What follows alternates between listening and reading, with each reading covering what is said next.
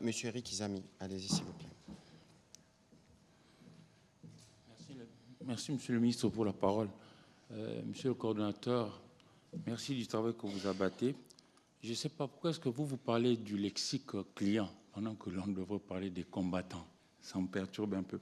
Et puis, là, vous avez évoqué tout ce que vous êtes en train de faire, notamment au niveau du Nord Kivu, Lubero, Beni, et puis pour Tanganyika, Kalemi. Mais vous n'avez presque rien dit à propos de Sud Kivu et le Maniema, quand on sait qu'au niveau du Maïndombe, vous avez commencé il y a peu. Et puis, bon, dans nos langues ici, nos aïeux ont dit « Libokaba tutela pilipili solesi la raté ». L'ancêtre de votre structure s'appelait autrefois Conader. Qu'est-ce que vous ferez à ceux de combattants qui vont peut-être venir et puis s'hasarder à pouvoir retourner à leur sale besogne? Et je voudrais terminer par vouloir savoir la relation que vous avez, votre structure, avec les FRDC quand il s'agit de la reddition des combattants. Merci beaucoup. Messieurs amis, je suis heureux de... Je vous vois souvent à la télévision, hein, et je suis content de vous voir là. Et souvent... Ah bon? Ok.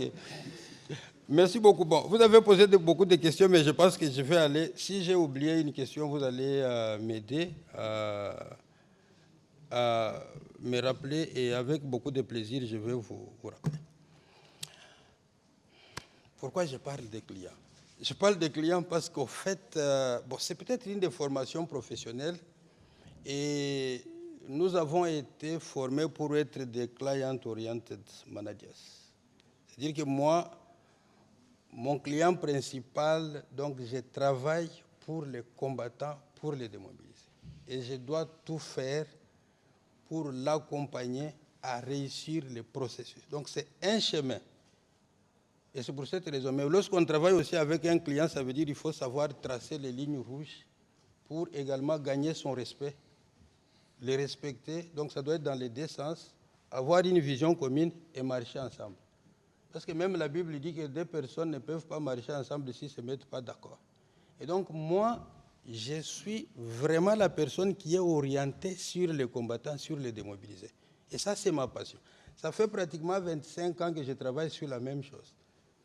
Donc pour moi, les démobilisés, c'est mes clients, donc c'est les gens, donc je dois m'intéresser pour comprendre. Peut-être que rapidement, vous pouvez nous dire voilà. dans quel pays vous avez travaillé. Comme ça peut donner des références sur votre parcours, très rapidement, avant d'épuiser les autres questions. Très long parcours, mais je peux vous donner des exemples très rapides. Côte d'Ivoire, la RCA et bien d'autres. D'accord. Voilà. Donc, RCA, c'est juste à côté, mais bien d'autres, c'est toute une longue histoire de carrière et de profession avec les autres organisations et tout. Alors, maintenant, vous avez parlé de l'ancêtre qui est le PND. Non, Conader. Vous avez demandé. Oui, Conader. Oui, Conader et tout. Et la question, c'est quelle est la différence ou c'est... Parce qu'on avait remarqué qu'il y a certains combattants qui, autrefois, quand ils avaient reçu des formations, certains avaient tendance à retourner et à refaire le mal. J'évoque même l'adage, à ceux-là, vous faites quoi? Et puis, je voudrais avoir la nette relation qu'il y a entre votre structure et les FRDC en ce qui concerne la reddition de combattants, ceux qui viennent s'adonner à vous de manière libre. Très bien. Vous savez, oui, je commence par le dernier point. Les FRDC interviennent à plusieurs niveaux. D'abord, comme forces régaliennes, elles sont en charge de la sécurisation des personnes et de leurs biens. Les zones dans lesquelles nous intervenons, généralement, vous savez que les DDR fonctionnent avec 3 ingrédients essentiels. On a la politique, la sécurité et le programme. La politique, on en a déjà parlé. La sécurité, c'est ça la dimension qui est gérée par les FRDC. C'est-à-dire que pour que les gens arrivent à déposer les armes, il faut un minimum de sécurité. Donc les gens doivent se sentir en confiance et en sécurité pour donner les armes parce que la nature a horreur du vide. Et donc dans ces conditions, on travaille avec les FRDC pour qu'ils garantissent la sécurité des personnes, de leurs biens, de leurs familles, etc. Et ils vont le faire. Les sites de désarmement, qu'il s'agisse de sites mobiles ou statiques, sont sécurisés par les FRDC. Et tout au long des opérations de désarmement que nous conduisons, ce sont les officiers des FRDC qui interviennent dans les processus d'identification, de contrôle et de vérification des armes. La logistique, les stockages, c'est encore fait par les FARDC parce que ce sont nos forces qui sont autorisées à garder les armes. Donc, globalement, c'est un peu ça. Maintenant, lorsqu'il y a des opérations sur le terrain, il y a toujours des approches qui sont déployées. On a l'approche militaire et l'approche non militaire. Donc, lorsqu'il y a la reddition des combattants qui se présentent au FARDC, ces éléments sont orientés vers le PDDRCS qui déploie des équipes mobiles. Et je vous ai dit, aujourd'hui, nous sommes dans 5 provinces. Dans toutes ces 5 provinces, actuellement, on a 20 antennes qui fonctionnent sur les 24 qui étaient opérationnelles suite à un certain nombre de soucis qui a fait que certaines antennes sont déplacées et tout. Donc l'antenne, c'est en fait l'entité qui gère les territoires. Je pense que vous connaissez les territoires, oui. Donc au niveau de chaque territoire, on a des équipes. Au niveau de la capitale provinciale, on a des équipes. Et ces équipes travaillent en synergie et en permanence avec les FARDC. Lorsqu'il y a ce genre de cas, on déploie les équipes mobiles, les équipes mixtes qui ont les FARDC, qui ont nos officiers. Ils vont identifier les clients qui est venu, ils vont identifier les combattants, récupérer les armes et procéder à la suite de son processus avec nous. Alors, vous évoquez les cas des gens, des récidivistes, c'est-à-dire les gens qui ont été démobilisés, mais qui retournent encore à la violence. J'aurais peut-être du mal à me prononcer sur cette question, parce que vous posez une question générale, mais vous n'avez pas circonscrit le contexte. Il faut comprendre les raisons pour lesquelles cette personne a décidé de se désengager du processus de réinsertion. Oui. Pourquoi il s'est désengagé? Tant qu'on n'a pas compris les raisons pour lesquelles il l'a fait, je ne peux pas vraiment me prononcer sur la question. Mais moi, je peux vous dire qu'ayant compris cette question, la stratégie nationale que nous avons, elle est très claire. C'est pour cela qu'on a essayé de trouver un schéma fonctionnel qui soit le plus complet possible. Et ça, je pense qu'il faut féliciter notre pays. On a un seul programme national. Même si vous faites les tours du monde, vous n'allez pas trouver un programme qui soit le plus complet, le plus cohérent et le plus intégré comme le PDDRCS. C'est le meilleur des programmes que vous pouvez avoir aujourd'hui. Pourquoi je le dis? On ne s'est pas mis simplement à récupérer les armes entre les mains des démobilisés.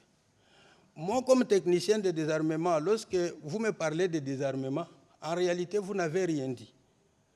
Parce que pour moi, le désarmement, là, c'est un événement.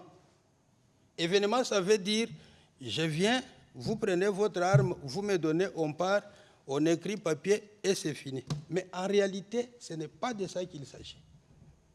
Il faut plutôt parler du processus, c'est-à-dire un cheminement, c'est-à-dire un certain nombre de choses qu'il faut faire pour accompagner la personne. Je vous ai expliqué en parlant du chemin qu'il faut faire avec les démobilisés pour l'amener à la fin. Et c'est ça qui est le plus important. Voilà pourquoi la stratégie pour prévenir ce genre de cas est basée sur l'analyse spécifique du contexte de la RDC. Notre programme a été élaboré avec 5 piliers principaux. Et ces piliers-là nous permettent effectivement d'éviter ce genre de cas. Pourquoi je l'ai dit? On commence par la résolution des conflits et la cohésion sociale. Comment? On sait qu'on est dans une situation de conflit, les gens se battent, c'est eux-mêmes là qui connaissent pourquoi ils se battent. Comme c'est encore eux qui se battent et qui connaissent les raisons, nous ne sommes que des catalyseurs. On intervient pour accompagner les gens, pour les aider à répondre à de bonnes questions et trouver de bonnes réponses pour qu'il y ait une paix durable. Ça se fait à travers le premier pilier, celui de la résolution des conflits et cohésion sociale. On identifie les causes, pourquoi les gens ne s'entendent pas, pourquoi ils ont pris les armes. Dès que cela est retrouvé, en ce moment-là, ils vont bâtir la cohésion sociale en passant par les dialogues démocratiques, la justice, et aussi on traite toutes les questions qui sont liées aux dynamiques des conflits régionaux. Évidemment, là, je suis en train d'aller un peu plus vers l'Est. Donc, si vous êtes dans notre région telle que le Kivu et tout, vous comprenez exactement de quoi je parle. Donc, il n'y a pas que les problèmes qui sont à l'interne et tout. Donc, ça, c'est déjà le premier point. À côté de ça, maintenant, pour prévenir ce genre de cas de récidive, on passe au deuxième pilier. C'est celui de la stabilisation et, donc, qu'est-ce que j'ai dit? De la restauration de l'autorité de l'État et la sécurité. Je parlais tantôt de la nature qui a horreur du vide. Je vous ai également dit tout à l'heure que pour moi, déposer les armes, c'est un événement. Donc les gens peuvent déposer les armes, oui, mais après, qu'est-ce que ça fait? Je peux vous déposer une arme et puis demain, j'achète 3 parce que je vais vous faire plaisir, je vous donne une arme. Mais si moi-même, je ne suis pas convaincu, je vais encore le faire. Alors, nous ne sommes pas pressés pour collecter les armes et nous ne voulons pas d'un programme quantitatif. C'est-à-dire un programme qui va faire des tapages en disant, voilà... Donc, lorsque vous dites que vous avez 5 000, c'est 5 000 qui ont été désarmés, démobilisés et réinsérés. Parce que la pertinence de la question, c'est qu'on parle de programmes DDR depuis des longues années, depuis 2001. Oui. Mais malheureusement, c'est des programmes qui n'ont pas connu des grands succès. Et je pense que le fait qu'on a rajouté relèvement communautaire et stabilisation, c'est les volets qui viennent structurer ou tout au moins consolider le fait que le combattant a renoncé aux armes. Exactement. Et qu'il a trouvé un autre métier qui lui permette de ne plus recourir au métier des armes. Exactement. Et là, nous, on procède à des métiers, non seulement les métiers qui permettent aux gens de trouver à manger, mais c'est des métiers valorisants. Et l'orientation professionnelle, donc, à travers notre ingénierie, c'est arriver à analyser, à fouiller tout ce que l'individu a comme antécédent professionnel et fouiller même dans ses passions. Et donc, on accompagne ces gens à réveiller ce qu'ils ont comme passion et répondre aux besoins parfois non encore identifiés et développer de nouvelles niches d'opportunités dans les communautés pour que véritablement ces personnes-là s'insèrent dans leur communauté. Alors, maintenant, qu'est-ce qu'il ne faut pas? On a vu dans certaines communautés où les démobilisés étaient parfois les plus riches de la communauté, du village. Moi, j'ai vu dans certains villages où ce n'était que les démobilisés qui avaient les panneaux solaires et qui avaient les cabines pour charger les téléphones. Et ça créait des problèmes chez les voisins où les mamans, les autres commençaient à menacer les autres garçons en disant « Mais vous êtes ici, il fallait aussi partir pour avoir ça ». Voilà pourquoi dans les volets de relèvement communautaire et la réintégration communautaire, on met un accent sur les projets à large impact communautaire. C'est pour faire en sorte qu'il n'y ait pas cette perception du DDR comme étant une prime à la violence. Donc on essaie d'élargir notre zone, notre assiette d'intervention à tous les membres de la communauté pour qu'il y ait véritablement la cohésion sociale et les vivre ensemble. On quitte là, on ajoute les deux derniers piliers de la stratégie, c'est celui de la stabilisation. Ça, c'est la meilleure des composantes de ce programme. Parce que dans la stabilisation, c'est là où vous trouvez la restauration de l'autorité de l'État. C'est là où vous trouvez que les membres des communautés doivent accéder aux revenus. Ils doivent également se sentir en sécurité après l'intervention du DDR. Et on quitte là-bas, on a le volet de la communication et de la sensibilisation pour terminer, qui est transversal. Et là, je salue le travail que fait son Excellence Patrick Mouyaya pour la sensibilisation et tout, parce que déjà, en nous donnant cette opportunité, vous nous permettez de passer le message à toutes les composantes et à tous les membres de la communauté pour qu'ils comprennent de quoi il s'agit.